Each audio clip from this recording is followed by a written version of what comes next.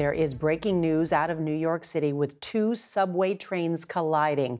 At least 24 people are hurt. We're going to have the very latest on their conditions and what caused the crash in just a moment. But we want to begin tonight with the scary reality facing parents and students and the continuing cycle of gun violence in America's schools.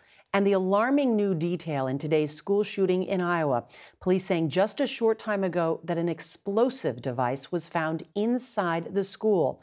Now, here's what we know. A sixth grade student was killed. The school's principal and 4 others were injured. The 17-year-old shooter died from a self-inflicted gunshot wound. Now, this is the second school shooting of 2024, just 4 days now into the new year. And there are questions tonight about the gunman's social media posts and his motive. CBS's Ed O'Keefe will start us off tonight from outside the school in Perry, Iowa. That's about 40 miles northwest of Des Moines. Good evening, Ed. Good evening, Nora. The shooting happened during a breakfast program about 20 minutes before school was set to begin, and there weren't yet that many people around.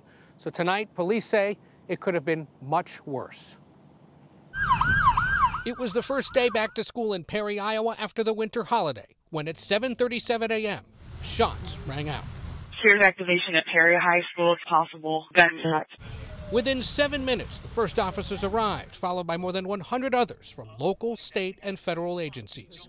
Officers immediately attempted to locate the source of the threat and quickly found what appeared to be the shooter with a self-inflicted gunshot wound. The shooter, identified as 17-year-old Dylan Butler, a student at the school. He shot and killed a sixth grader and wounded 5 others, including the school's principal, Dan Marburger. All the victims were rushed to nearby hospitals in Des Moines. I couldn't believe it. Honestly, I was just shook. Officials say the shooter used a pump-action shotgun and a handgun. They also located and disarmed an improvised explosive device inside the school. Butler also made a number of social media posts in and around the time of the shooting. Law enforcement is working to secure those pieces of evidence.